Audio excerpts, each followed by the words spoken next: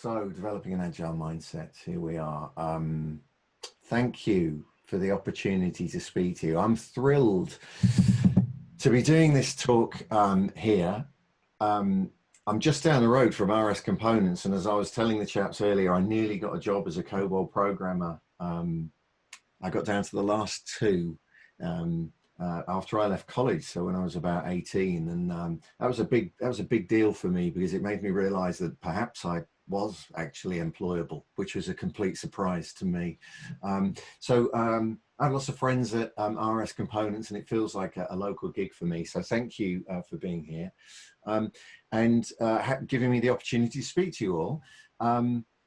About Agile Mindset. I'm always excited to do this presentation because for the last 30 years nearly now in IT, we've spent a lot of time talking about technology. And when we're not talking about technology, we've been talking about methodology. And yet we all know that it's the people and what they do that create the value. Even more specifically, perhaps, it's about how the people interact with each other that creates the value. A truly collaborative team, a team that's engaging in deep collaboration, is creating extra value over and above the value that the individuals can bring to that team. If they're not doing that, they're cooperating. But deep collaboration in software development environments, which is where I guess most people work, maybe not everybody, requires a certain way of thinking, a certain way of viewing the world. It requires a certain degree of psychological complexity, and we just don't talk about that. And that's deeply problematic for me. So I'm thrilled at last to talk about the people part of the people, processes and tools triumvirate, but I'm getting ahead of myself. I'll tell you a little bit more about myself, and I'll try and get through the boring bit quickly. For 25 years, I've been a program and a project manager. I've worked for small companies and big companies on small projects and big projects, big programs up to hundreds of millions of pounds a year in some quite senior roles. I really focused on that sort of area of work because I love change. I love trying to understand how we can create organizations which are more fulfilling places to be, actually, which focus on people's well-being rather than just the generation of profit, I guess. Creating organizations that honor sort of the human desire to collaborate and be autonomous and all that kind of thing. And we're just not very good at it. However, in 2016, I kind of gave up. I threw my toys out the pram, really, after being responsible for all of the IT projects for quite a well-known company, all the projects across the group, having delivered some quite transformative change with the teams that I was working with in many ways. I essentially got booted out. In fact, I was talking in the breakout room to Mariana, who was talking about the, how do you get the executives on board? The executives that want to control what's going on, who invite you to do your agile thing, but then won't let go of control so teams aren't empowered and that kind of thing. I came a cropper on that one, really. We delivered some great change. We tackled some very difficult projects. We grew the team massively. We had very happy customers, internal and external. But something went wrong between me and the senior executives that ended up with us parting company. And I wasn't happy about that. I was quite crushed, actually. And I realized that whilst I understood what I did well enough to do lots of it, I didn't understand. There were lots of things that I didn't understand. I didn't understand why what I was doing was working. I didn't understand whether what I was doing would work in all circumstances. And I didn't understand how to bring everybody along on the journey. I kept coming a cropper on these senior executive relationships, really. Not solely though. So there were problems, there were big gaps. And I thought, well, I'm going to give up. Honestly, I'm just going to go and do something else. So my euphemism was I'm going to retrain as a plumber. And before I went to do that, something completely different. I just wanted some answers. I wanted, what was it that I wasn't getting about how we change our organizations? What was missing? And in a search for that information, I embarked on the second part of my career. Really, I I was a guy called Dr. Ben Stahl at De Montfort University kind of took me under his wing because I think he thought I had some interesting ideas about how organizations really work that were based around social networks. He encouraged me to start a PhD. I ended up doing quite a lot of lecturing for undergraduates and postgraduates, and I ended up diving in. Oh, I packed in the PhD, by the way. I should mention that. Just for the sake of candor, I think. I dived into the world of complexity science, which has much to teach us, and developmental psychology, and sociology. And I searched and searched and searched for the best information that humankind has got available to help me understand what was really going on in organizations. This was 2016. And a couple of years ago, I started working for Adaptivist, bringing this knowledge together and applying it. And this is what I bring to you. This is what I offer to all of you today, which I hope is enough. I hope it's inadequate. It's 25 years of running programs, but then a much more interesting 4.5-year period of diving into all this other stuff and taking some quite radical ideas from those areas that I mentioned: complexity science, developmental sociology, developmental psychology and sociology, and applying them in the world of software development and more broadly. And this is what I offer to you, really. I hope to move the standard discourse on. I hope to get away from the same old conversation about what is Scrum and what is safe, and do we have to adhere to processes, and, you know, is Scrum better than Kanban, and all these important things which really on their own don't change anything unless we also address mindset. So let's see if I can get to the next slide. Okay, so there's our agenda for the next. We've got quite a lot. I normally do this in much less time. So we have some time to dive in more deeply to a presentation that's broken into 3 sections. Why do you want an agile mindset is important. I'm going to kind of speed through that a little bit because I think that it is now a well-documented case, really, that essentially the world is becoming more complex. We're then going to talk about what is a more complex psychology, what is a mindset or an action logic or a world view. There's a 20 or 30 different names for the same thing. And then we're going to get into, well, how do you get one? How do you get a more agile mindset? What does that even mean? And the key to that is that it's a journey of personal growth.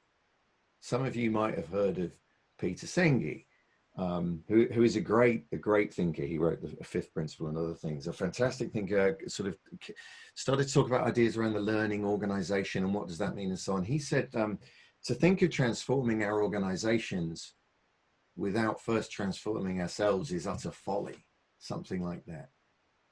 So in answer to your question, Mariana, that you sort of posed in the breakout group, for those executives that aren't willing to go on that personal journey of transformation, it does get a little bit tricky because control is at the heart of agile and the agile mindset. Anyway, that's too much. That's the agenda. And if I'd remembered to press the buttons at the right time, you'd see that they neatly move through. So the first bit, why is agile mindset important? At the end of this section, I'm going to pause and we're going to take some questions. If any questions come up specifically around this, we'll address them on the way through the presentation, because there's a lot of material to cover here and some of it is quite dense, I'm told. Doesn't seem dense to me, I suppose, but I spend my life in it. So if you've got any questions, throw them in the chat. When we get to the end of this section, we'll have a look at those and David will call out whether there's any that are worth addressing. And as conversational as we can make this is what we'd like to happen, right? I'm already getting bored of the sound of my own voice, to be quite honest. Chris, well, yeah, John, I'm with you there. But the question I would have is, I mean, do we need to leave the slide up, or can we stop screen share every once in a while so people can look at, like, because if If not, you know, the slides are sort of static and you're pretty animated. So let's Yeah, see more. We need some slides, right? Everybody needs a yeah. few slides, but I think you all need a little more John than slides. That's just me. All right. I like the sound of that. So let's have a look at this slide. So why is an agile mindset important? Well, the first part of that answer is, can he talk and press a button at the same time? Is complexity. The world is getting more complex, right? Now I'm having to juggle all sorts of things, Ryan. You set Oh, me a maybe I threw you. I'm sorry, I threw you Oh, off. it's I all right, didn't. man. I can do it. I can do We it. I can we do were it. shooting for conversational. Yeah, no, it's conversational is good. So the world is getting more complex. This is a well-measured, well-documented fact, and we can go into it later in questions or breakout rooms if you want to, or whatever. It's becoming more complex because of globalization, powerful new technology, and the scale of the organization that spans that sort of globalization. If you think now not about supply chains, but supply webs, we know the complexity of the supply chain compared to what used to exist. Complexity is increasing, okay? And by complexity, what we mean is something quite specific in this context. We mean, I have to try and ignore the questions as well. We mean specifically, in a complex environment, there are more moving parts. And those moving parts are more highly connected than ever before. And a large number of moving parts and a high degree of interaction between those moving parts means that you get a non-linear relationship between cause and effect. Now, don't worry if the non-linear relationship doesn't make any difference, forget about it. What that means is that increasingly, the environments that we find ourselves working in are volatile, unpredictable, and ambiguous. In a lot of the literature, you'll find the phrase VUCA. I think it comes from the American Marines, volatile, unpredictable, complex, and ambiguous. Now, this presents a real challenge for us because we're used to a world that's complicated. Now, some of you might have come across the work of Dave Snowden and the Cynefin framework. He talks about complex versus complicated. That's an important bit to break down, John.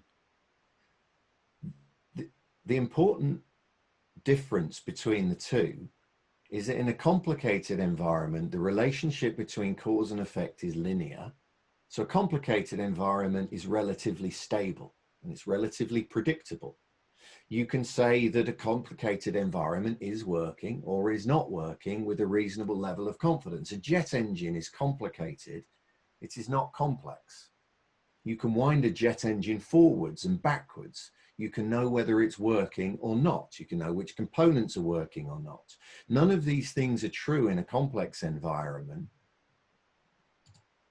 Oh, more faces. In a complex environment because it's ambiguous. It's simply not clear whether a complex environment is working, in quotes.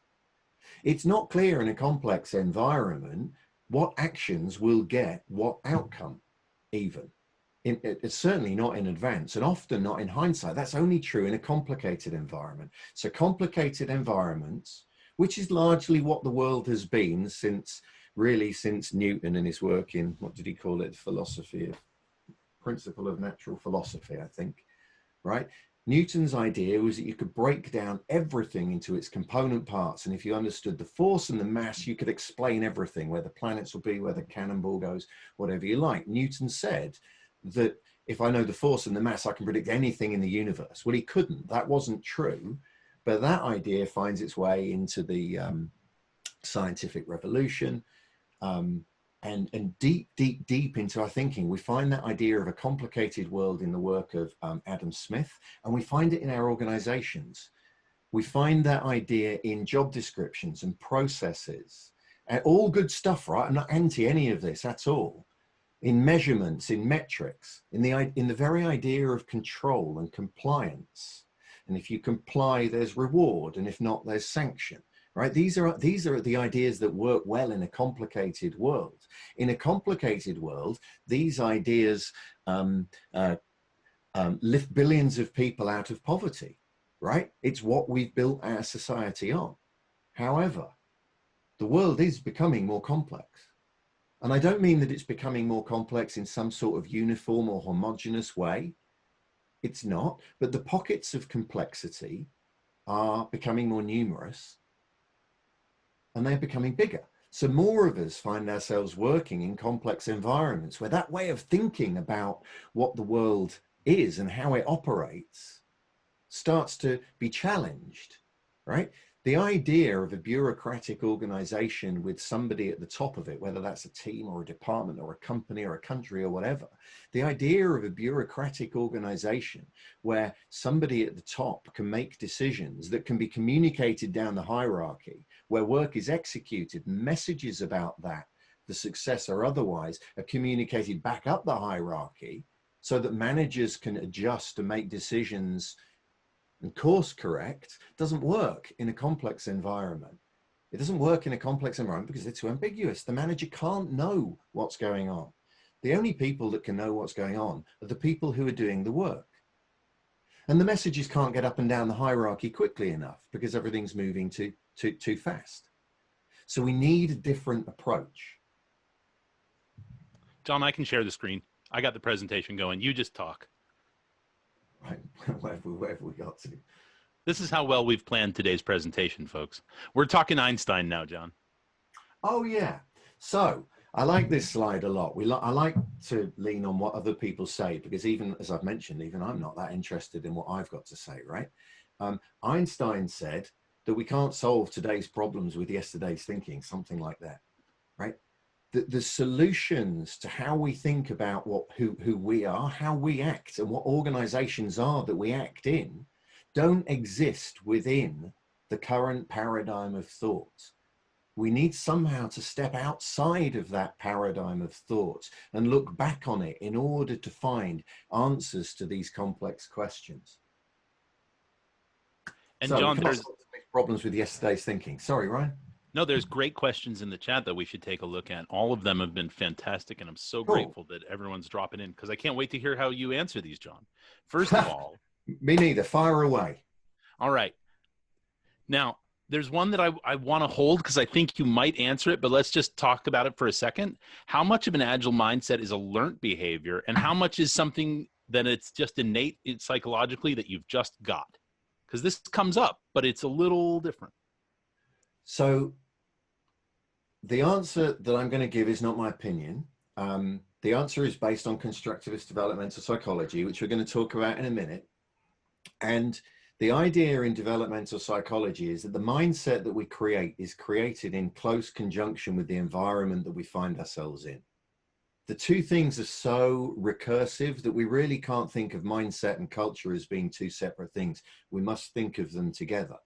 So it's a learned behavior based on our mindset is developed to make sense of the world around us. So how complex the world around us has an impact on how complex mindset we develop. You don't really want a more complex mindset, a more agile mindset than you need.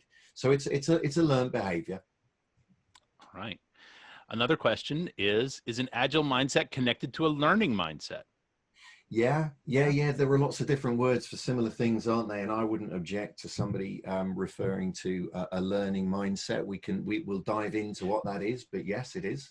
Well, you know, John, and one thing I wanted to point out is this presentation has evolved over time as we've put it together, and we've added more and shifted things. And that very topic is one that we've added on in the most recent revision. We're agile in a sense. In the most recent revision, we talked about the different stages and the way that all the frameworks use different names. So I would assume that the learning framework falls in along the learning mindset falls in along the same way. Peter Senge, who's seminal in this field, if it is a field, talked about learning organizations and the learning mindset. Carol Dweck talks about a growth mindset. Yes, so they're all very similar. And am I available for hire as presentation support? Yes, I'm here for weddings, bar mitzvahs, funerals, and the occasional bris. The next question for you, John, do you also make Do you distinguish between complex and chaotic? Great question, Wasim. Thank you. Well, whether I do or not is immaterial. People do, yes. The Cynefin framework does. Operating in a complex environment, as opposed to one we might think of as chaotic, feels very different. We can shift the chaotic into the complex, though. The Cynefin framework, if you're familiar with that, is great in many ways, but Ralph Stacey came up with something very, very similar about 10 years before, and he disowned his work because the matrix is, Dave would scream at that. He'd say it's not a matrix. The idea that there are 4 or 5 domains, actually, if I'm being pedantic, simple, complicated, complex, and chaotic. And the idea is that one domain can shift into the other.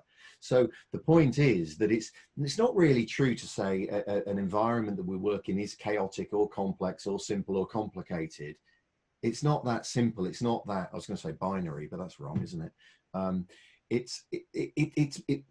The environment that we're in moves and it morphs. It is both chaotic and complex and simple and complicated all at once. But for many, yes, the chaotic environment is very similar to the complex environment, and we can nudge one into the other. All right, John. There's another question from another John named John Feasy. How do you break that command process?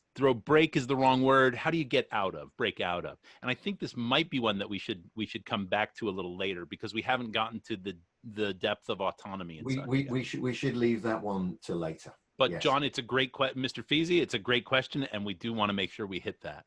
Yeah, we'll come back. And finally, from Rohit, is Agile a mindset or a philosophy or a set of values and principles? Yes. Yeah, all of the above. All of the above. It's it's yeah. I mean, the Agile mindset is part of being agile. There's a lot of literature on that doesn't really address what the Agile mindset is, right? But it's not really the entire story, is it? I mean, because I'm biased, I might argue that it is, but it isn't. It's not the entire story. So what is it? Let's address that question. So this is where we turn to the developmental psychologist. It seemed to me when I sat down and really started to think about this thing that we all say is critical, the Agile mindset, nobody really knew what it was. And in fact, Steve Denning, the mighty Steve Denning, if you're not familiar with Steve's writing in Forbes and his book Age of Agile, which was a giveaway here, I think, at this meetup previously, he's amazing. But Steve wrote an article quite recently, I'm not sure what the date was, where he said, he said, I'm a big advocate of the Agile mindset, but I think we should stop talking about it because nobody knows what it is. I was like, Steve, no, ask the psychologists. They don't use the word agile, but they have got a thing or two to say about mindset. And the starting point really to understand this is that there is an idea that is very, very dominant in Western culture, Western society and the economy, that our brains are organic computers, and the organic computer develops as our bodies develop up to early or mid-20s, whatever it is, and then our cognitive development stops. This is the idea from cognitive psychology. And I'm not a psychologist, I'm an IT bod, but I've run this past neuropsychologists that we've been doing some research with, and they're okay with this, right? The idea of the cognitivists is that when the brain has stopped developing, psychological development has stopped.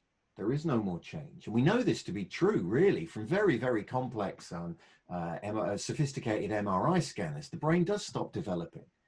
But my experience is that I didn't become a fixed type of person when my brain stopped developing. Thank the Lord. I was a nightmare. There's something else going on right? But that idea of the fixed mindset is deeply ingrained, and you can hear it when people talk. You can hear people say, I'm the type of person that just can't deal with risk, right? Or she's the type of person that just has to have everything written down before we do everything. Or she's the type of person that's brilliant in a crisis. But this idea of a type, right? I reject that idea of a type. Carol Dweck who's an amazing psychologist, and her work, I haven't read the book to be honest, but I'm sure she's an amazing psychologist, and it's a very, very famous book. People quote it a lot, right? Talks about a fixed mindset versus a growth mindset. So this idea is deeply embedded in our way of thinking, probably about ourselves and certainly about other people. Anybody who's ever tried to explain something to somebody else and they haven't got it, so they've tried to explain it again in another way, and they haven't got it, so they've tried it in a third way, in a different way. At some point, you get frustrated with this back and forth, right?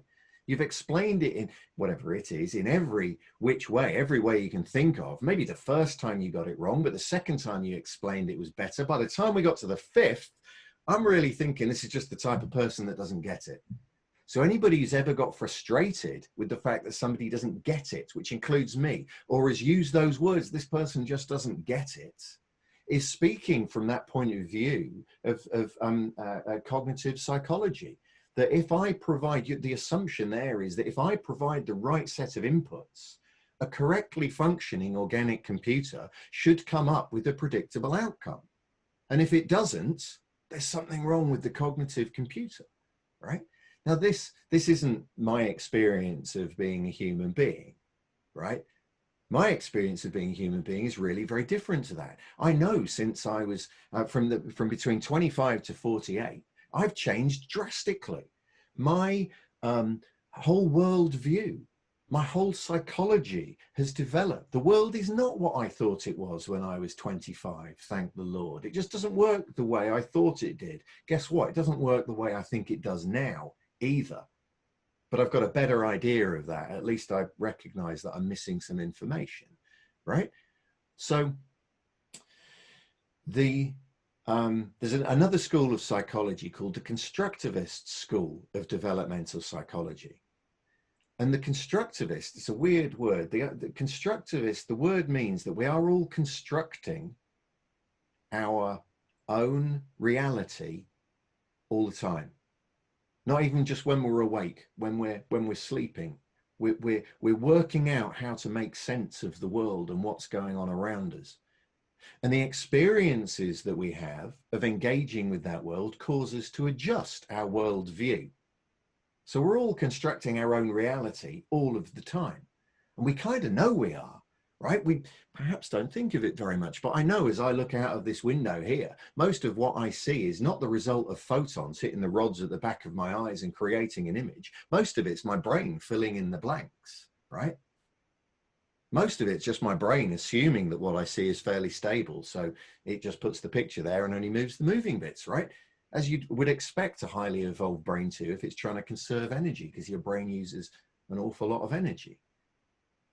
And we know that's true because of how easily we can be tricked with simple card tricks, right? You don't have to be very skillful to utterly fool any of us with conjuring, with card tricks. That's because seeing is not believing. But there's another clue how deeply embedded this idea is in our culture, right? Seeing is believing. Well, it's not.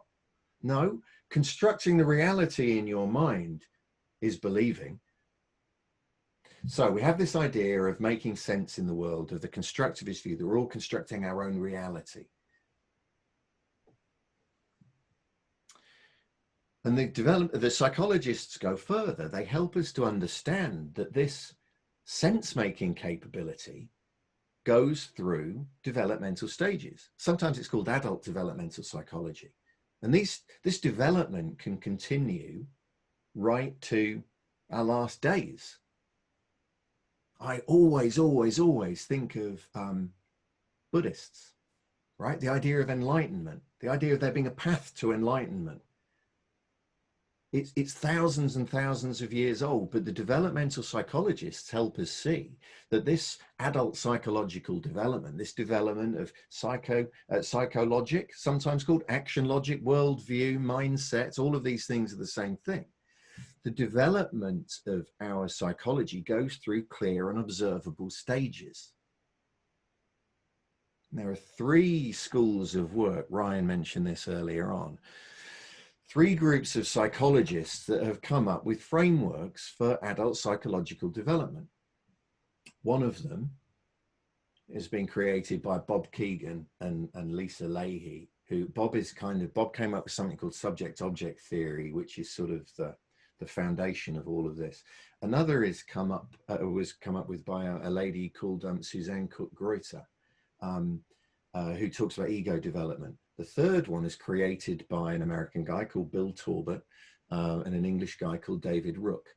And each of these frameworks has a different number of stages, and these stages have different names. Our preference is for Talbot and Rook's framework because it's focused more on sort of professional lives in the world of work, not exclusively by any means.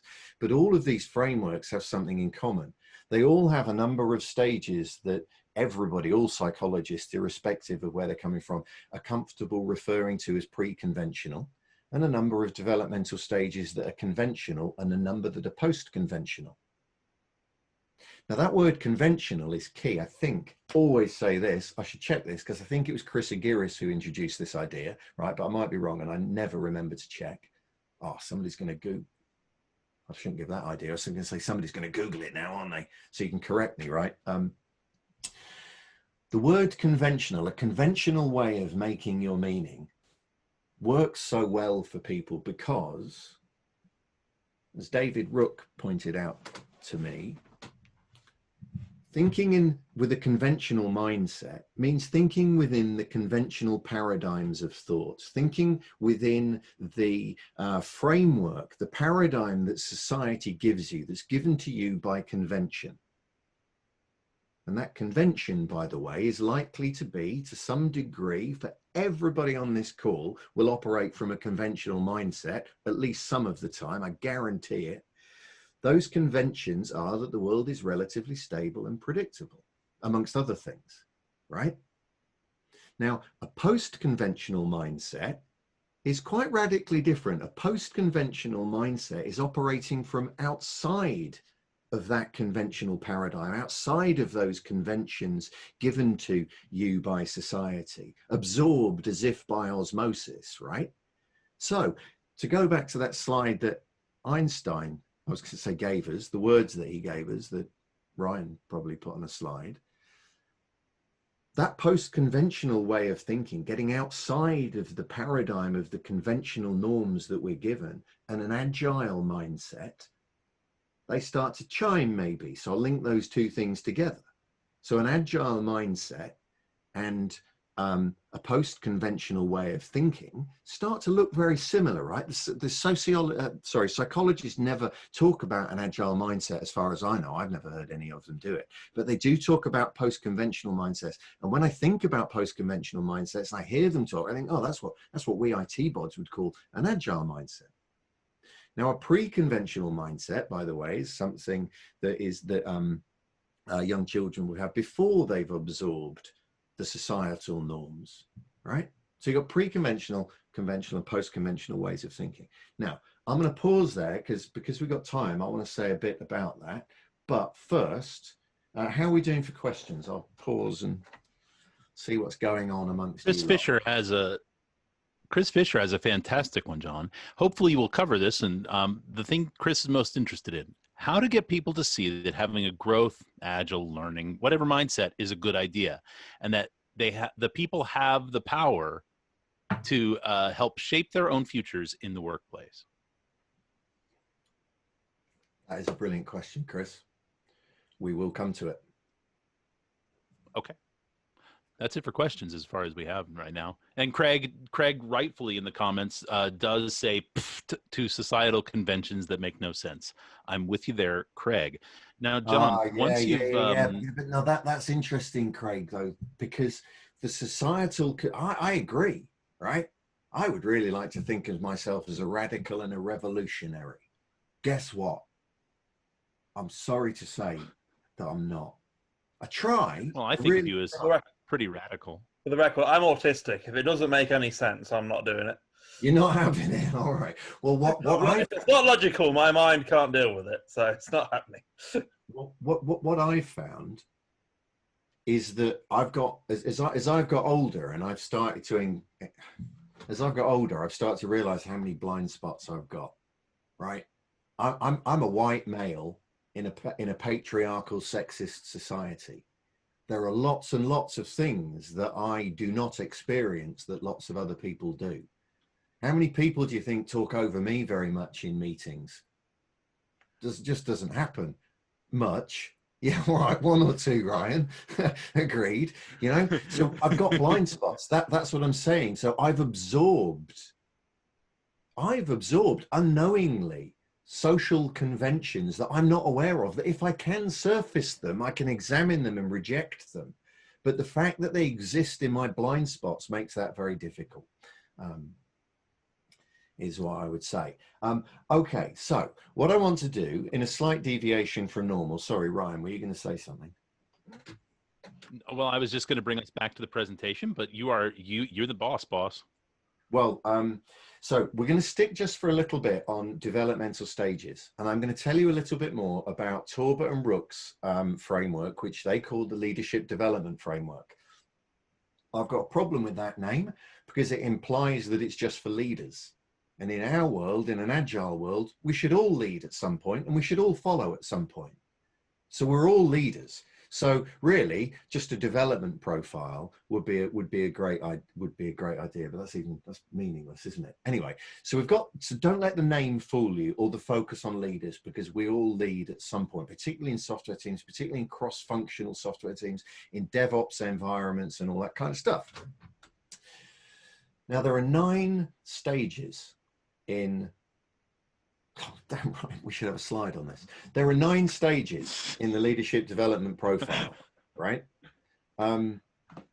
Forget about the first one. You don't see any people in the world who work with the first one, which is called something that I even forget the name of. Don't worry about it then. The second one is opportunist. Now, again, I've got a problem with the name, okay? All of the stages that I'm going to tell you about have got names like opportunist, and they're good in a way because they give you an idea of what it's like to operate from an opportunist mindset, from an opportunist way of making your meaning. But that's also a drawback, isn't it? Because that word opportunist means something different to each of us on this call. And we carry that meaning into our understanding of what the mindset is. An opportunist mindset is not somebody who takes their opportunities, right? It is not somebody who's opportunistic. An opportunist mindset draws their self-esteem from taking their opportunities. An opportunist mindset has some characteristics which might sound familiar to some of you. They certainly sound familiar to me. Opportunist mindsets think over quite short timescales. So not very far into the past and not very far into the future, maybe just right now in the moment. And they can't really link the dots up between the past and the present and the future, or they don't, because that time scale is quite small. They're very I orientated. So for the opportunist, there is only really I. They're likely in the world of work, because lots of people still have opportunist mindsets in adult life, to use words like, look, it's a zero-sum game. It's a dog-eat-dog world. I win, you lose. There's only so much of the pie. And I know you might not like it. You lot on this call might not like it, but you've got to go out and compete for the available resource, because there's limit, and you get it or they get it. Simple as that. And I'm sorry you don't like that. That's the way an opportunist is kind of talking. I've got a 14-year-old son, my beautiful boy, Charlie. He operates from an opportunist mindset quite a lot, right? But he is only 14. I'm telling him. Well, I've told him. So I'm telling him. You know that moment when you're young, when you were 14 and you did something in the moment that you knew you shouldn't, but you just couldn't join up all the things you'd been told in the past and what you knew was going to happen in the future in any sort of real sense. So you just did it. And immediately on doing it, you thought, oh, bugger, probably shouldn't have done that. That's an opportunist mindset playing out. Now, in a 14-year-old, that's fine. There aren't many adults, particularly any position of, I don't want to say management position, I don't want to say leadership position in the world of work, in the professional world, that have got an opportunist mindset ready, right? Yes, we're born as opportunists. All these stages we have to move through. They're necessary parts of our psychological development. And of course, as we stop being dependent upon our parents for our life, we need to take our opportunities ourselves. Of course, it's not bad. It's not a bad thing. None of these developmental stages are good or bad. They just are, because pretty soon the opportunist is going to notice that there are limitations to their way of making meaning, particularly if they're operating as opportunists in the world of work. Now, if somebody is operating as an opportunist in their 20s when they're in a call center bashing the phones, probably no problem. But at the point that person gets promoted to lead a team of people, they need to start to do something else. The limitations of making your meaning as an opportunist start to become apparent because you piss people off, right? It's a constant battle. I'll take it, you lose. I'll say whatever I need to say to get what I want, this kind of thing, right? So you piss people off.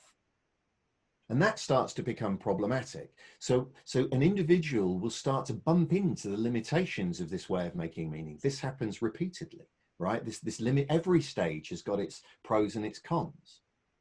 And the limitations of the opportunist way of making the meaning are obvious. So they move into the next stage, which Torbert and Rook call diplomat. Now, the diplomat way of making a meaning has got nothing whatsoever to do with your ability to be diplomatic. We all do that at some points. We should all do that. What the diplomat is about is drawing their self-esteem from being able to be part of the group, from being an embedded, important, valued part of the group. And the diplomat, really, really, really important. The diplomat in many ways is the social glue that binds our teams together. The diplomat is the consensus builder, right? But pretty quickly, the diplomat way of making meaning starts to come under pressure, because as your world gets more complex, it just becomes less and less possible to keep everybody happy. It's not even desirable to keep everybody happy. In a cross-functional software team, we want conflict, right? I mean, productive, healthy conflict, but we want different ideas coming together from a diverse group of people to be challenged, to collaborate, deep collaboration, to spark that extra value I was talking about earlier on, right? Well, the diplomat really struggles to engage with that, because anything that looks like disagreement or tension is problematic, because they experience it as a threat to their membership of the group, and therefore a threat to their sense of self, right? Now, to your point, David, earlier, is the opportunist necessary? Yes, and so's the diplomat. We've got to have consensus buildings. We want to be part of the group. And again, in your earlier life, you'll, I'm sure, remember this, right? When you didn't want to go out, maybe this was just me, didn't want to go out with the wrong jeans on or the wrong trainers, didn't want to admit, this one's true, didn't want to admit that I liked Dire Straits, because it was all a bit post-punk and new model army where we were, and anybody who said they liked Dire Straits was going to be cast out from the social group that we were part of, right? So that diplomat way of making meaning starts to become a limitation again, right?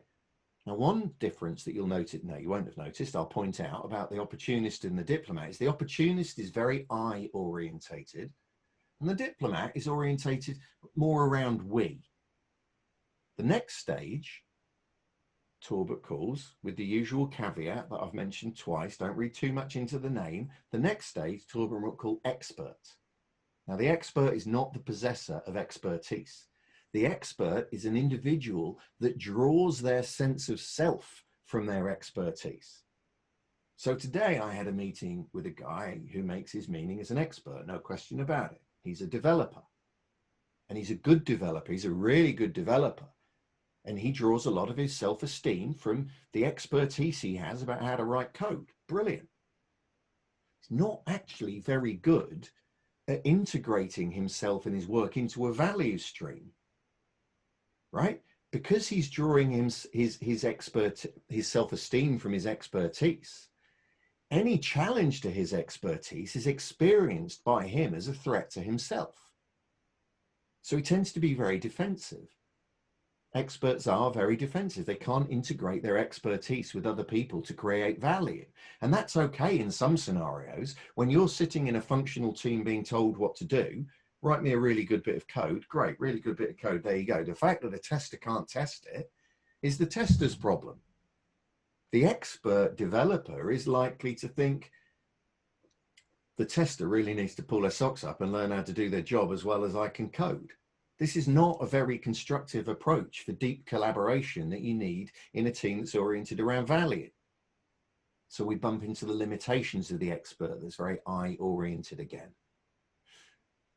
And the next stage, the last stage in the conventional mindset, Talbot and Rook call the achiever. Now, the achiever is much more orientated around the fact that the world is a complex place. Lots of things need to come together in order to create value for ourselves and our customers. So there's this sort of increasing realization that there isn't one right way to do something. There are multiple right ways to do something, and we need to explore them. And that means for the achiever that exploring multiple right ways must mean that the achiever is not right. So they can start to engage in collaboration in a more meaningful way. They can do some other things as well. They can sort of engage in single loop learning, so examine their own meaning making system. They're your conventional ways of thinking about mindset, the developmental stages of the mindset. And one of our areas of research is what happens when we take people with a really strong expert mindset and ask them to work in cross-functional teams, as opposed to taking achievers and asking them to work in cross-functional teams. And it's early days, but the results are sort of according to our hypothesis. The achievers are better at it, right? Now, they're the conventional ways of making meaning. Post-conventional, totally different ballgame. The post-conventional meaning makers, first of all, it's a very uncomfortable shift. It's very scary, right? A lot of people, as they move into a post-conventional way of making meaning, are confused, really discombobulated, leaving behind all the certainties of their achiever and expert way of making meaning to reach out for all the uncertainty that comes with a post-conventional way of making a meaning. And it's those post-conventional ways of making meaning that are massively better at dealing with complexity. Hugely improved capability to perspective flex. That is not just to empathize with what other people, not just to empathize with other people, but to actually adjust their meaning making to experience the world as those other people experience it. And they're much more able to reflect on themselves, even in the moment. So post-conventional thinkers tend to be much more mindful. So a post-conventional thinker is sitting in a meeting, perhaps experiencing a bit of defensiveness and wondering, what's going on in my meaning-making system that's made me feel defensive, rather than lashing out at the other person for attacking them. When you get into that way of making meaning, people can start to engage in not just in much more in this explosion of complexity that people begin to experience as they move into post-conventional ways, but for some, they begin to operate in ways that are congruent with this very complex reality. So instead of the expert and even the achiever, just to use a horrible metaphor, sort of hitting things with a hammer to make them fit, or just executing the process, because executing the process is what it's about, the post-conventional meaning maker is much more able to influence without control, to let go of their own idea of power and control. This begins to sound like an agile mindset, right? So that's the extra bit. How did that sound?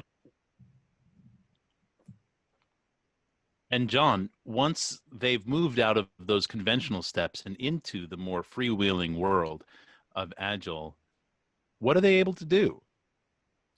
Oh, that's a great question, Ryan. What are they able to do? Well, there's a really neat metaphor on the next slide. Lots of people in meetups tell me that this is a bit cliched, but I really like it. It makes the point, right? A post-conventional meaning maker just sees the world, engages with a very different reality.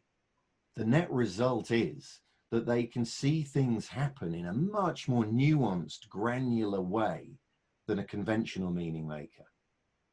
They can see a different selection of problems, so they see the problems differently, but they also see a different set of possible options in terms of how to act, and a different set of criteria about which option to select. So for the post-conventional meaning maker, they literally, if it was running, see the bullets coming slower. I'm sure you've all seen the movie, right? So that's what an agile mindset does for you. Now, how do we develop one? Now, because I'm babbling and off script, I just want to take a time check. David, could you help me with that? How am I doing? Okay, so it's 7:30. Because we're doing Q&A as we're going along, you can have as much time as you like, basically. So all right, well, we don't do that. It's a dangerous thing.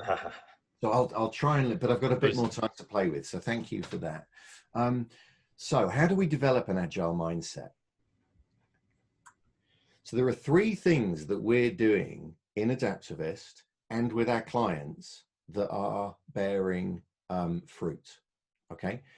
The first of those is around social networks. This is where my thinking started all those years ago, 2016. I thought, well, what am I doing that's working? I don't really care for process, and plans never last beyond the first engagement. And we've got so much risk in these environments. It's not that we're logging our risks any better than anybody else. So what are we doing? I thought, oh, I know what we're doing. We are building social networks. We're building well-structured social networks. We're getting the right people talking to the right people in the right way at the right time. And this is key for the development of the mindset. Mindset does not develop in isolation from the rest of society.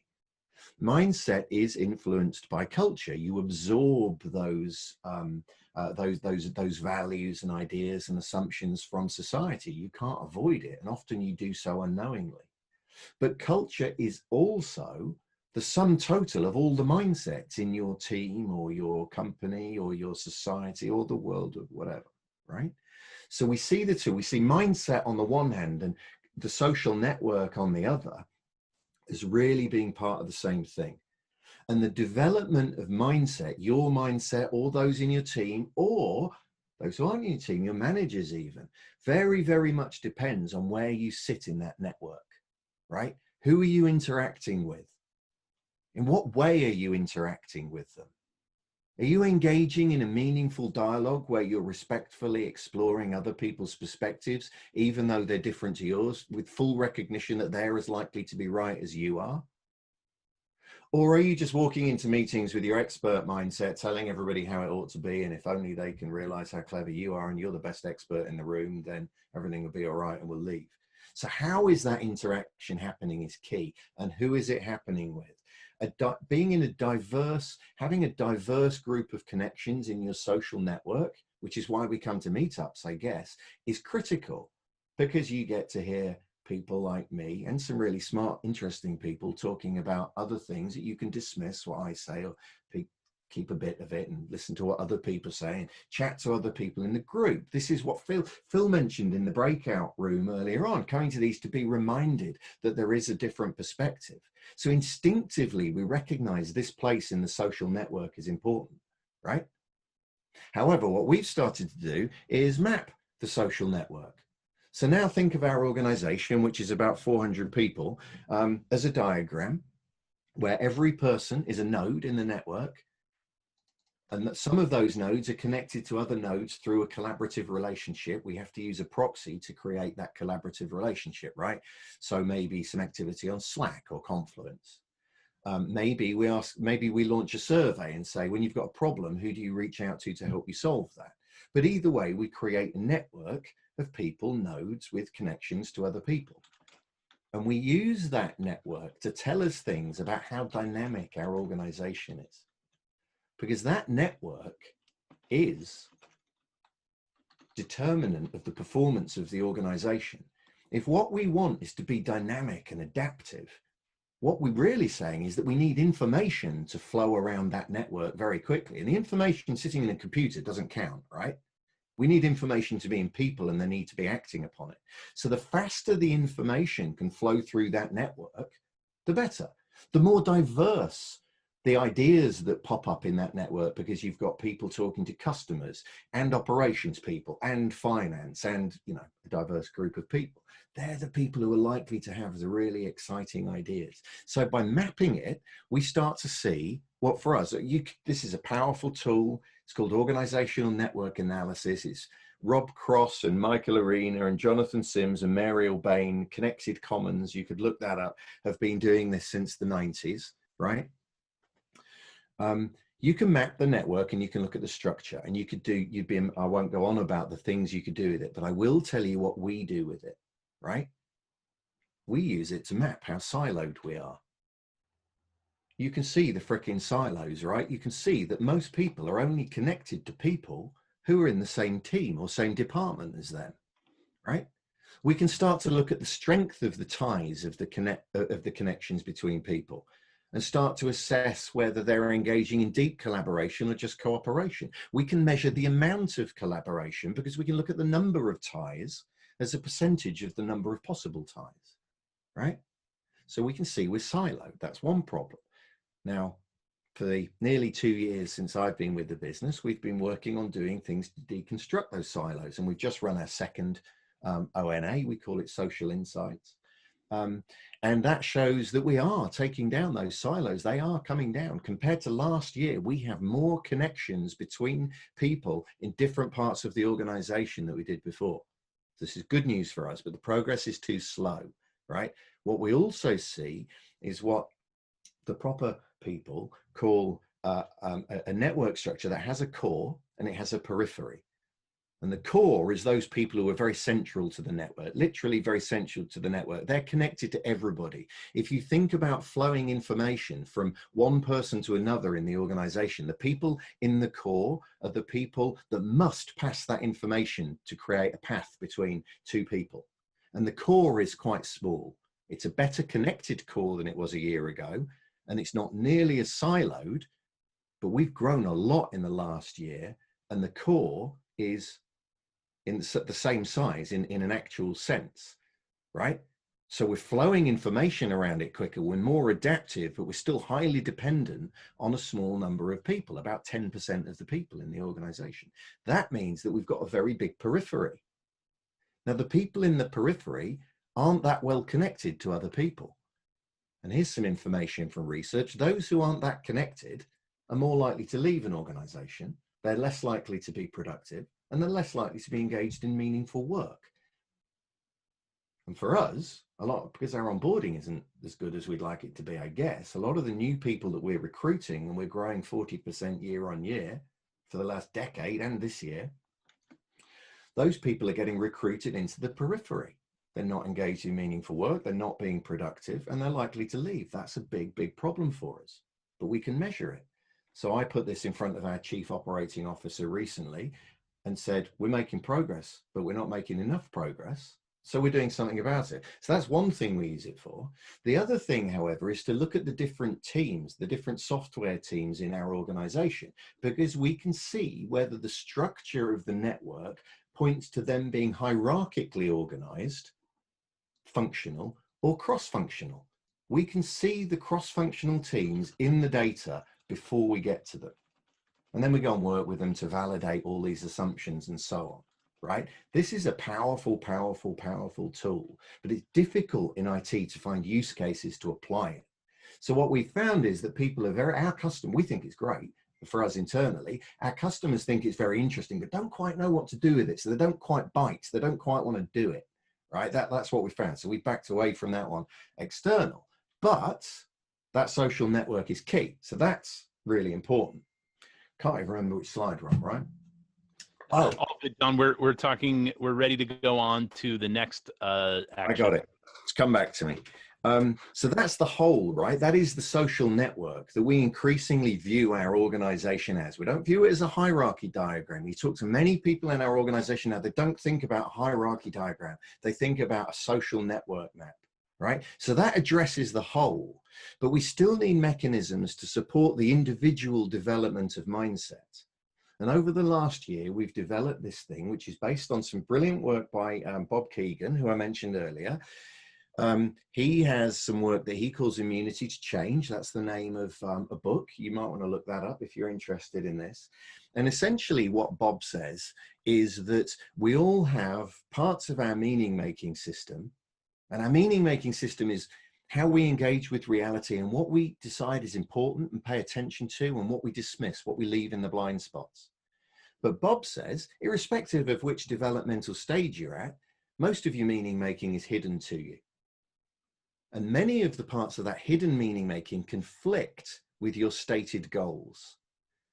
But that conflict is obviously hidden because the contrary commitments are hidden. So he gives us a method, a process that we can walk through to really help people construct their own view of some elements of their meaning making system. Essentially, people come up with their aspiration. What do you want to get better at to be more effective in your job or your life in general? We talk about what are you doing instead of hitting that goal? What are you worried about if you stop doing those things? So given that you're worried about that, what are you committed to? What's the hidden commitment? Guy I was working with today, bomb went off in his head when he suddenly realized the words he'd given me that we just worked on and rephrased. He went, oh, I'm committed to stability, John, aren't I? I'm like, you are.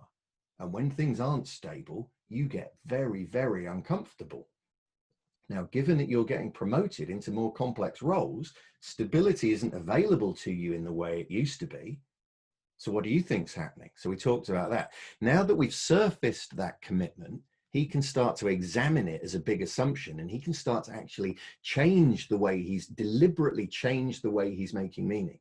So not only do we surface hidden commitments to his meaning making, not only do we provide a lot of information that validates the way we function as adults and provides clarity on our development trajectory, it arms him, or we've done this with about 20 people internally so far, it arms them with a tool set so they can start to take ownership of their own development to a more complex psychology. Right? Doesn't matter what stage it is, but let's make it more complex to match the complexity in the environment. So as you uncover hidden commitments, great timing, Ryan, you start to unlock greater agility. And I must be honest, at this point, when we were doing these things, I expected big change in the organization. Deep collaboration, emergent innovation, self-organizing, cross-functional teams, all going to go. And obviously nothing happened. Right? The social network stuff works. It gives us great insights that we go away and check. The dialogue partnering helps people uncover their hidden commitments and become more comfortable in increasingly complex environments. It helps them improve their own well-being as their mindset gets more agile. But it didn't suddenly burst into life. And oh boy, we scratched our heads and we pondered. And in the end, we turned to something called self-determination theory. Richard Ryan and Ed Decky, around about the 1980s, start putting this theory together. It's a motivational theory. And what they say is that we all have three motivational orientations, they call them, right? We all have a tendency to interpret information in the environment, cues, we call them, cues to control us. Right? Things happen, the boss says things, a new process gets published, we see that and we act accordingly. And we know that some people are so control oriented that all they do is follow the process. It's as if they stop thinking about what the outcome ought to be. Well, that's because they've got a very strong control orientation. Their tendency to interpret the cues in the environment as requests for control, which they must comply with, is very strong. In some individuals, if you've grown up, if you've worked a lot in a highly controlling environment, you can see why tuning into the controls in the environment and complying or otherwise is a good strategy, right? But if, as what we do is start to relax the controls around people, they don't necessarily get more autonomous because they're still waiting to comply. What we actually found we need to do is look at another motivational orientation, which we all have to some degree, which is an orientation towards autonomy. So some people in our organization will interpret information, same information from their boss or whatever, their manager, as being an instruction, and they'll execute it, even if they don't agree with it. Fact, talk to people who've done it, capable, intelligent, seasoned managers rolling stuff downhill because they perceive their boss to have said they want something to happen, and I don't agree with it, but I've got to comply, so I'll roll it out, right? And it's just because they engage their control orientation without stopping to think about whether this inbound information could be interpreted as an invitation to be autonomous, which we all do. Now the problem, and we want autonomous teams, a self-organizing cross-functional team has to be autonomous. If they're orientated to comply, if that's the MO, right? If they've spent decades maybe getting told off when they don't comply, it's silly really to assume that people will suddenly become autonomous just because managers are no longer controlling them. What nonsense. So what we need to do is start to find ways to trigger people's autonomy. That is, not just relax the controls, but support their autonomy more than we did before. And that is very helpful for us to know how autonomous or control oriented are teams, because everybody in our organization thinks they're highly autonomous, right? And we all know, really, when you start to ask and laugh about it, yeah, we're not really, we just say that because look at all the people who just escalate everything and sit around waiting to be told what to do with their autonomy, right? Being autonomous in a control-orientated environment is harder than just being told you can be autonomous. I've fallen foul of that. Yeah, John, you just crack on. You know what you're doing, so you crack on, do something. Boss perceives it's wrong, you get a shoeing. Not doing that again, right? So if we can measure an individual's likelihood to engage a particular orientation, a control orientation or an autonomy orientation, we can challenge this idea that teams suddenly magically become autonomous just because the boss is no longer telling them what to do. We can point it out. We can plot using a heavily validated, highly reliable research instrument that was used by Ryan and Decky. We can plot on a spectrum of the most controlling person to the most autonomously oriented person where an individual sits on that spectrum. And we can say, now look, you think your team's very autonomy orientated, but they don't appear to be. You need to work harder at supporting their autonomy. And then we found that things started to happen. And then, and it's slow, I've got to be honest, it's not, you know, like a light switch, but then people started to step forwards. They started to engage in that more engage with that more complex mindset in the social network, and innovation started to emerge. People started to say, I've got an idea, could we work as a team to develop this and see if we can get it to market, and so on, right? So measuring that orientation is really important. The other thing we can measure, by the way, is the, again, using we haven't developed the tool, it's a psychometric assessment, the leadership development profile of where individuals are in their meaning making. What is their primary action logic? Are they an expert, an achiever? Are they post-conventional? And once we've got that, that's like a laser focus on somebody's meaning making. We sometimes use that with the dialogue partnering. So then we can start to go, not what if you were making your meaning as an expert in this scenario, but we can go, psychologists say you are. What does that mean for your development and how you're operating? And there is nobody else in the world, I don't believe, who is bringing ONA, leadership development programs, dialogue partnering, which is unique to us, and motivational orientation surveys together on teams before we start working with them to help them embed Agile or work in a cross-functional manner or whatever, and correlate the results from those instruments together. That's absolutely unique contribution to what we're doing. And we work internally, and we work with a lot of customers to pilot it. Now, piloting unlocks a great deal of value. If any of you would like to talk to me about piloting any of these things, whatever you might want piloting to mean, if you want me to tell you everything I know about how to do this, I will, because what we're primarily interested in is helping people be happier and healthier, improving well-being in work. For us, I work in innovation. The money can come later. We just want to share this right now, do some research, develop the learning together. So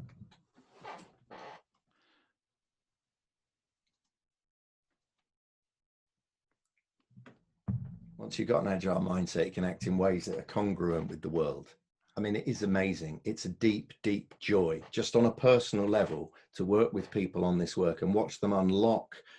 They unlock for themselves a way of making their meaning in the world that often does quickly reduce their anxiety, help them lift their well-being, and perform better in teams.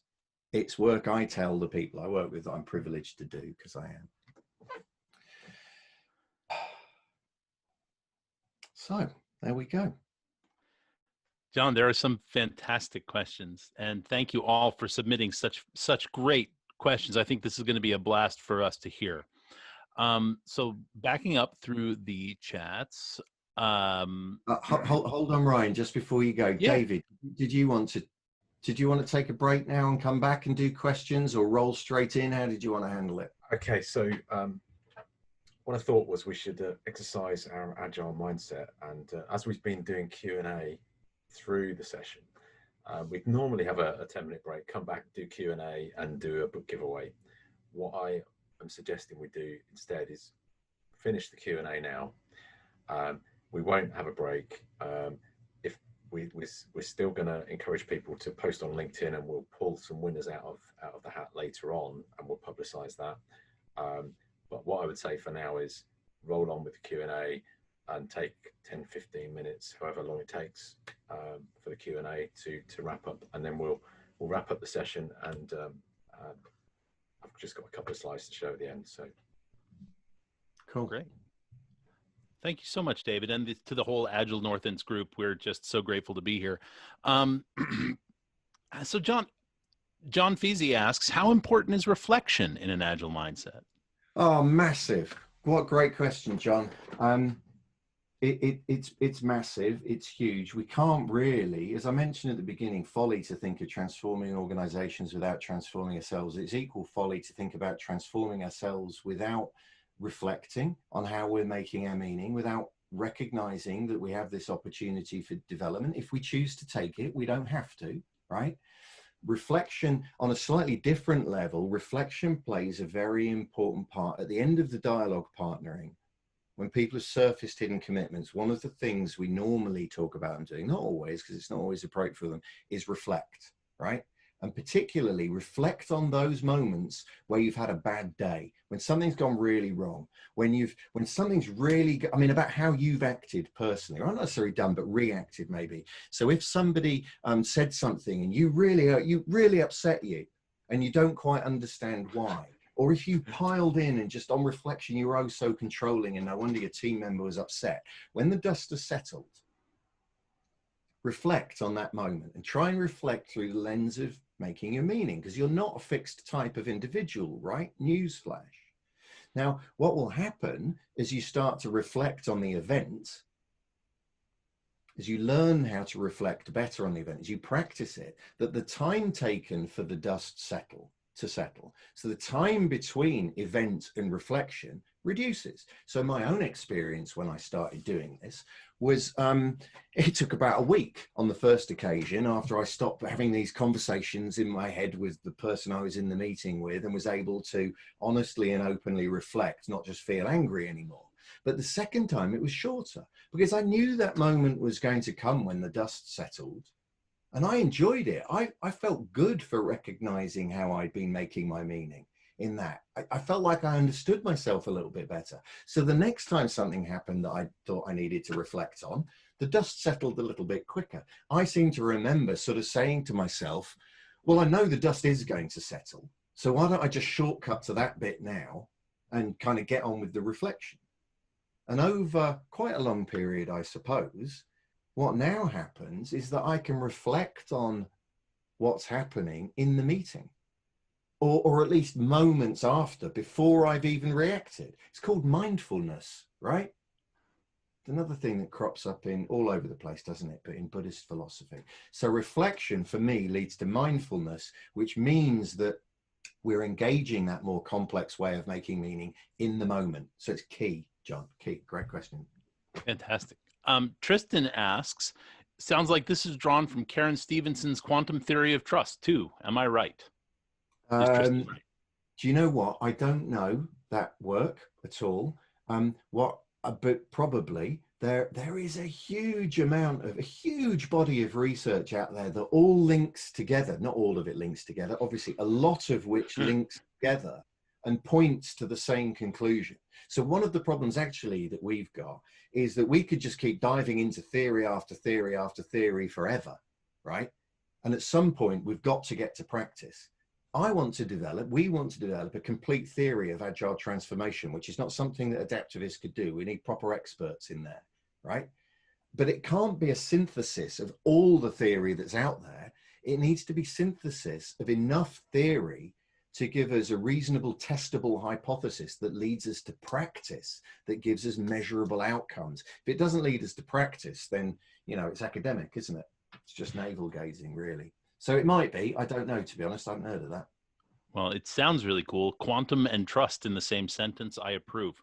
I approve of that. There's a lot to be learned from quantum physics, an awful lot to be learned. Carlo Rovelli's book, Reality is Not What It Seems, that's a short one that might blow your mind on this front. Yeah, but quantum physics, you can't compare to the quantum physics book of How to Teach Quantum Physics to Your Dog. I'm sorry, but that'll blow any of the other books away. I wish I hadn't mentioned quantum physics, Craig. Yeah, because it's all downhill from here, guys. Okay, yeah, no, seriously. I've got nothing else. Nothing else to say. Quantum physics, slowly I turned. Okay, John, there are some fantastic questions about the social networking work that you've done. And I really want to take some time to focus on those, right? And the first one came from Wasim. What are some good practices or techniques for naturally enriching or growing networks? Oh yeah, that's brilliant, because measuring them and seeing them is helpful only in that it informs you to do exactly that. So the dialogue for us, the dialogue partnering makes a big difference, because we have a lot of experts. We're an expert culture, in my opinion, I'd say, if I was at work, and we have a lot of people who operate primarily from an expert way of making their meaning. So dialogue partnering, so that they can see what the implications of that are and how it's a barrier to them collaborating, is key, right? But what we do afterwards, when we've got a group of people, is we set up something called action learning groups. Action learning, Reg Revan's Action Learning, 1960s, you could look that up as well. It's another thing that we found out there in the world that is just awesome when applied in IT. And essentially what you're doing in an action learning group, which has a specific structure, really, is you're creating the context in which you can have a collaborative inquiry into group meaning making. So it's like dialogue partnering, but for groups, focused around, as dialogue partnering is, specific questions. And then what you're doing is starting to create an environment in which those very deep and meaningful relationships can start to occur, start to unlock. So you're sort of building a culture, what is it? It's a cultural counterpoint to what's going on in an operational part of the business that focuses on silos and functions and efficiency. And it takes a little bit of time and a little bit of work, but you've really got to create safe space for individuals to talk about complex problems. That's key as well. So you extend it in the action learning group into the group from just two partners. All right. A great one from John Feasy. The more connections we have, the more information, right? How do we deal with information overload? Yeah, it's not necessarily true, actually. Because for that to be true, the connections need to be unique. If you've got 100 connections, but they're all spewing in the same information, you haven't got any more information, right? Your point about information overload, John, is still a good one.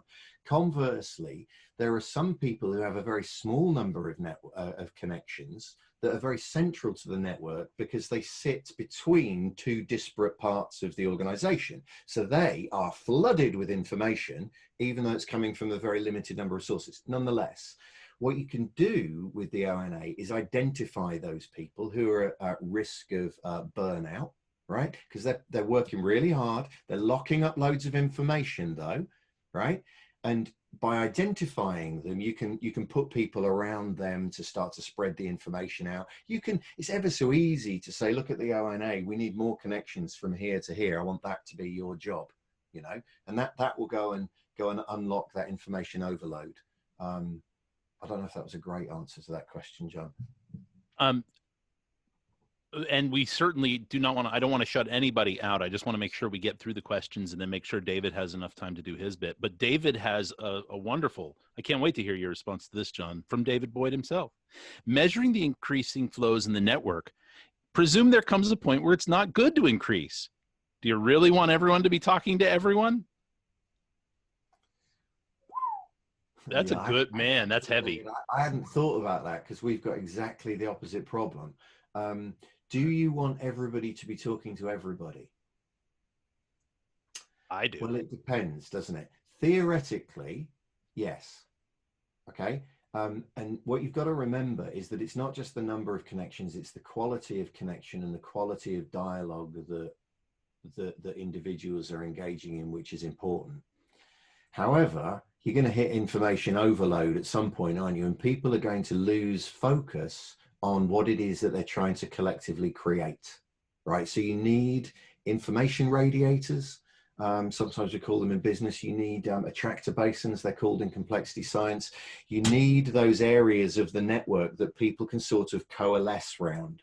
So you need areas, a healthy organization has areas of differing network density, more and less dense areas. So actually, yes, you're right. If it was just everybody was connected to everybody, if you had 100% network density, that would be bad because it would be, it'd be very inefficient, right? It's brilliant for learning. Oh, I'm slow, David, sorry. A high degree of connectivity is brilliant for learning as a group, but it's very bad for efficiency. So if you need to learn, by all means, get everybody connected and learn. But if you've learned what you need to know, right, so you can just keep executing according to the process. If you're operational, you don't want lots of connections in an operational environment. You want relatively low number in an operational environment. So what you said, David, yes, you do not want everybody to be connected to everybody in anything other than a really weird organization that was quite small and only focused on learning. All right. From David Sun, I like how psychology is being integrated into Agile. At what point does this link to counseling and psychotherapy? Because I could use some of that. not Dave. No, David didn't say that. I added that on. Oh, Ryan, you need some of that. I could use the psychotherapy. Go on. So I would say that it doesn't. When I'm doing dialogue partnering with somebody, they can talk about whatever they want to talk about. They can put anything on the table that they want, that they feel is relevant to their way of making meaning. So one of our people didn't get to work one day because they talked down a bridge jumper. They were there all day, and we talked about that a lot, right? Because it had a direct implication for how they were making their meaning. What we did not do is start to unpick why they were responding like they were. So somebody might say, I had a really bad relationship with my mum and dad. Okay, how does that affect your meaning making? Let's think about that. We can put it on the table, we can talk about it, but we're not going to unpick that relationship and start to analyze and correct and treat. That's therapy. And I'm not a psychologist or a therapist or a counselor. However, the person who dealt with the bridge jumper was also in therapy. And they said that the dialogue partnering and the therapy, hand in hand, her words, powerhouse. Some people have said to me that they've spent tens of thousands of pounds on therapy over the years and have unlocked more change in dialogue partnering with me than they did in therapy. So the two aren't unrelated, but we have to have a clear boundary between the two, because you don't want to be crossing over into therapy with me because I'm in therapy. And it is important to note that mental health and mental hygiene are super important for us in today's world, more so than it. I mean, it's always important, more so now than ever. So there should be no stigma around it. Just get the help. It will help you be a better person at work. Anyway, Mariana, I hope I did not pronounce your name wrong. How do I know if there's an agile mindset? How do I know if I have an agile mindset in the organization? Teams have collaborative culture and exceeds client values. Mariana, you might, if John, are you okay with that, or do you want to unmute? I'm okay. Yeah, good. Okay, great. Well, we can measure it, right? In all the research that Keegan and Cook-Greuter and Torbert and Rook have done over the years, they can measure. I mean, it's phenomenal when you watch it in action, right? We can measure it. We're licensed to use the psychometric instrument. It's not particularly expensive, to be honest. There is a cost because it's psychologists that do a lot of the work, not me. So yeah, you can measure your own mindset, and then you'll know. And that same measurement can be duplicated across the organization. It can be repeated across the organization. Yeah. Okay. We're using this mechanism with more and more people internally, because I've posited that we're an expert culture with a lot of expert mindsets, and that creates problems. Nobody believes me. It's just me hypothesizing. Well, I'll tell you what, let's get this research instrument off David Rook, learn how to use it, and then we'll measure it. Now, you argue with David Rook about whether we've got a lot of expert mindsets or not. I mean, this shifts the thinking of the senior executives, and it really helps more junior people too. I mean, yeah, so measure it. I mean, it's just phenomenal. I was going to make a joke about the last time I had an argument with David Rook, but I think I'll pass. Tim asks, the post-conventional mindset really resonated with me and left me thinking, how can you thrive in an organization that has used a conventional mindset to create systems that reward the conventional mindset? Fantastic question. Yeah, it's a good question. I think it's really hard, right? And if you don't recognize it, if it's just something that you're doing intuitively, which it is, you don't have to be on this trip to get a post-conventional mindset, clearly. But if that's where you are and you're in a very conventional environment, it is problematic, because the things that a post-conventional meaning maker is doing are quite likely to, at best, be alien to a conventional meaning maker, but at worst, they're likely to be threatening. So what you need to do is not just begin to operate as a post-conventional meaning maker. You need to engage with that increasing complexity so skillfully, really, that you can meet the conventional meaning maker in their territory. And then you can start to create environments that encourage people, whether they know it or not, to start to unlock developmental complexity in their own meaning making. But if that's a place, who asked the question? That was Tim S. Hi, Tim. Tim S. If you're in that place, that's a difficult place to be, right? And you need to be able to, all those ways of making meaning earlier for you are still available, right? Once you can start to recognize how you and others are making their meaning, you can start to engage with your earlier ways of making meaning to meet them in their territory, is a lot of coaches say, right?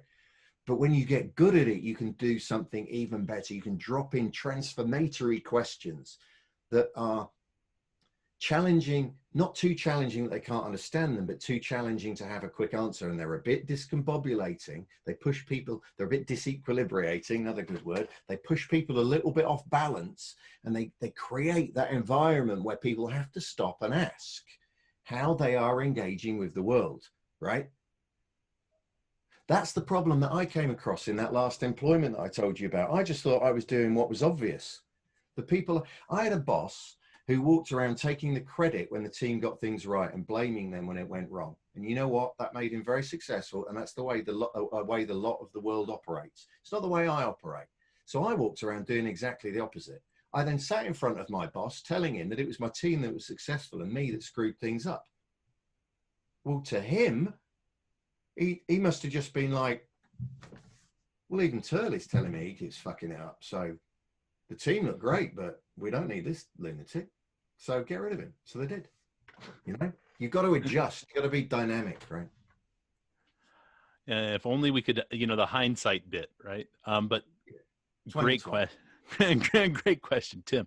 Wasim, a fantastic question. Can some of this be attempted bottom up or small scale and achieve some success? Or does it needs backing of the executives and across all of the org at the same time? Awesome. Look at John. He's so excited about this. Brilliant question. They're all brilliant questions, right? Yeah, so good. It doesn't have to be top down. You can start anywhere in the organization. This is key. This is so fundamental. If it has to be top down, we're basically screwed, aren't we? If it has to be top down, we've got to make for the person at the top to tell us to become more autonomous. It isn't going to work, right? That's not how society works, is it? It's not how jazz emerged, you know? Nobody made a decision and told them to come up with a new genre of music, right? Social change can start anywhere and it can happen, but beware, right? Because it starts and radiates out. And this way of working that I'm advocating is we could call it informal. At some point, the informal way of working bumps into the formal. The informal network bumps into the formal network, the hierarchy. And at that point, sparks fly. 9 times out of 10, I picked that number because somebody wrote a great book, Neil Ferguson, The Square and the Tower. 9 times out of 10, the formal network will see the informal as a threat and will crush it, right? So you've got to watch. You can start anywhere, but watch out. You can't start anywhere and carry on forever. And this There is comes one a of the point we need to stop. This is one of the things that we have talked about, you and I have talked about, and that having the social mapping that the organizational network analysis provides, you start to see where those attractor basins who have spheres of influence inside of the formal structure can be so crucial in enabling transformation. So true. As it goes along. Somebody asked before, didn't they, about how do you intervene in the social network to create a different structure? People take different roles in the social structure. So Michael Arena's work is really seminal, and those names I mentioned before, Connected Commons, look it up. They've got a brilliant paper called Groundswell. Can't remember the subtitle. And they talk about there being different roles in the social network. So you need those people on the periphery who've got diverse connections coming up with the ideas, but you also need people who are connectors, who bridge those people with the ideas to the little pockets, dense pockets of the network that can create prototypes and get them up and running quickly, right? And they're different beasts. So people on the periphery and those people in the dense areas of the network need a connector between them to get the ideas landed. But even when you've got that little prototype up and running in that little group of people, you then need another connector to energize the connection back into the operational core of the business. So we start to see different roles emerge that we don't normally talk about in hierarchically organized businesses, right? And bureaucracies. All right, Craig, with another fantastic question. And David, when we need to stop, let us know. But Craig, I love this question. How would you view a team being praised for their hard work when they had to work overtime on the weekend, as opposed to a culture where the outcome that they had to in the first place is questioned? Oh, it's really dysfunctional, isn't it? I haven't got a good word to say about that, really. We've got to work at a sustainable pace, if you've got to work the weekends, you've got to work the weekends. We've got to work hard sometimes, but not on something that other people think is pointless. Nothing about that is sustainable, right? That's command and control all over, isn't it? Without giving a toss about what the people think they ought to be doing, I think the perspective is more around that.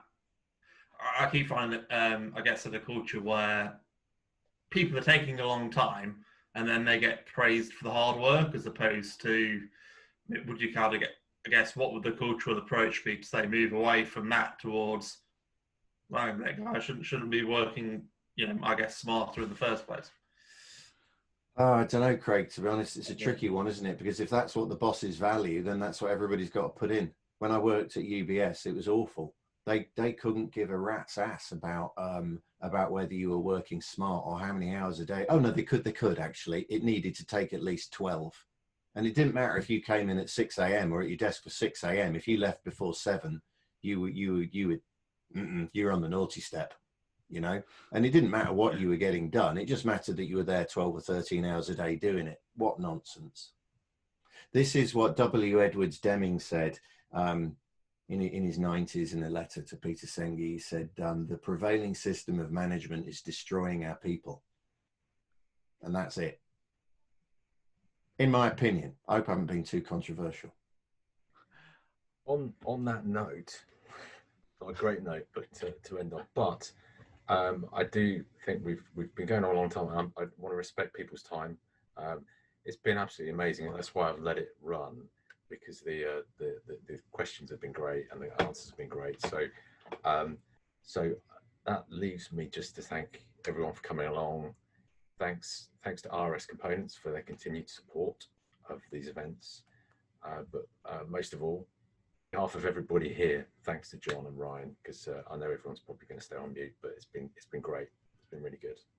Thank you, Paul. It's a privilege. I love it. Anyone Thank you so much. It's nothing without you.